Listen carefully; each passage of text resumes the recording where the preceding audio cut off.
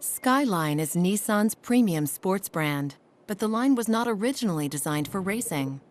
The original Skyline was a mid-size family model, the first Japanese car made in Europe. The Skyline made its racing debut in the 1960s, winning several Japanese Grand Prix races.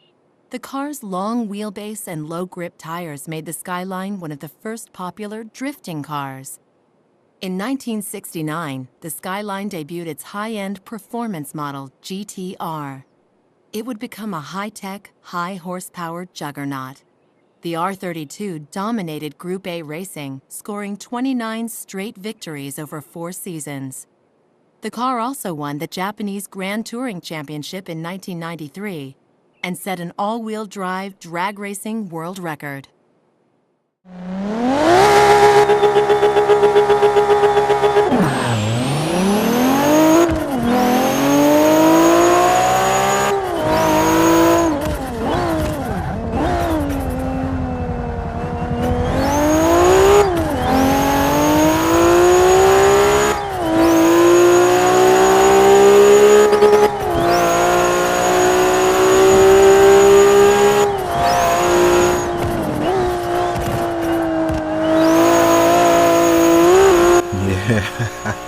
So you got the history, and you know what it sounds like. I just had to let y'all hear that, man. Hang on, let me take a sec. Listen to it again.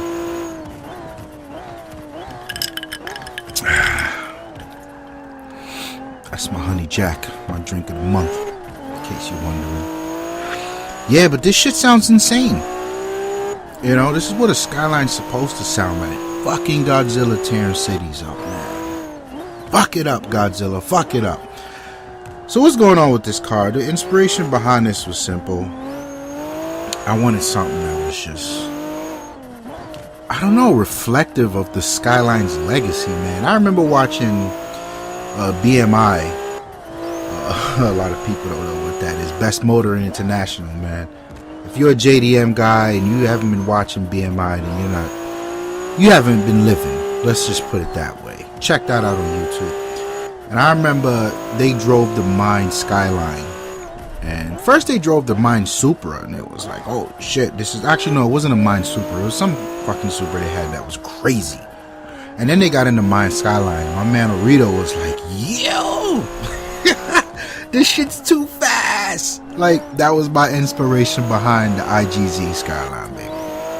It had to have a boatload of fucking power and eat and kill everything on the straightaway. So right away, you heard from the beginning, you heard that big fucking stage 3 turbo sounded like a fucking suction cup.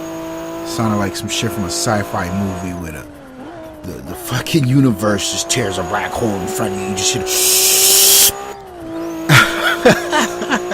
You like my sound effects? Let me take another drink. Yeah.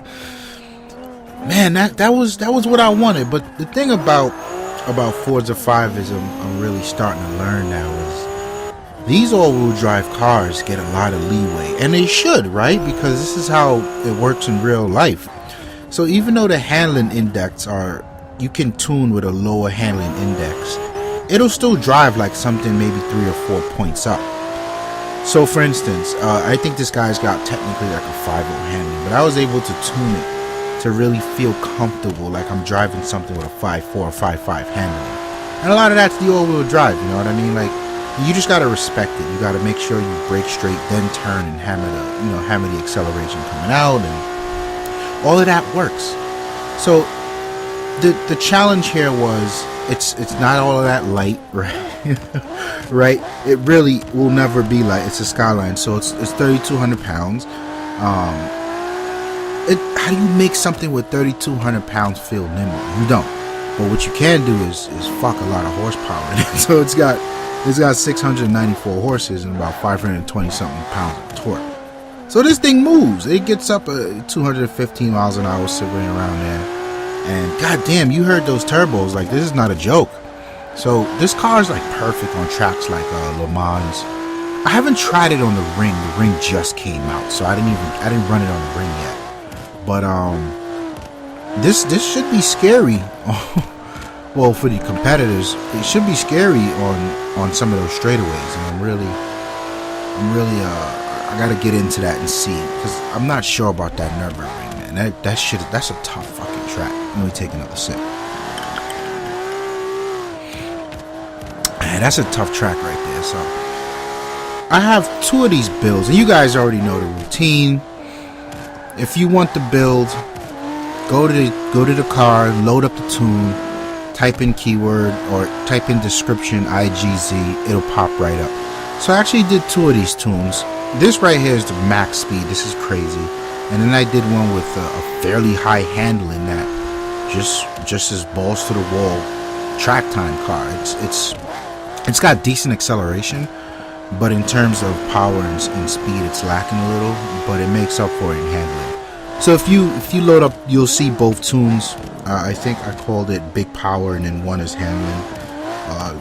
Feel free to get at both, but there's just something about this one, the Big Power tune, with all that power, all that torque, and the sound of that Stage 3 turbo setup, man. It's just so satisfying. But let me get out of here. Leave a comment. Also, I want to let you guys know I'm looking for some good painters out there to do these IGZ jobs.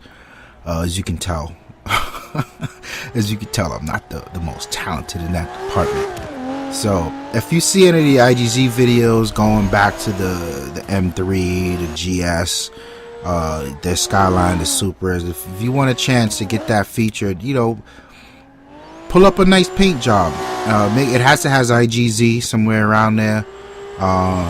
Just make it look pretty, baby, and I'll redo the video, get your paint job all in the limelight, give you the shout out, the whole 9. But anyway, leave a comment, let me know if you guys tried the tune, how you like it. If you did try it, what's the feedback on it? Anything needs to be tweaked, let me know. I got a lot of feedback on that M3 and I retuned it for a 3rd time and put it back up there. So I got a few messages saying they like it. So yeah, I want to continue that. Let me know what you want. Let me know what car you think I should do next for the official IGZ car. It's your boy, Uncle RZA. I'm out of here.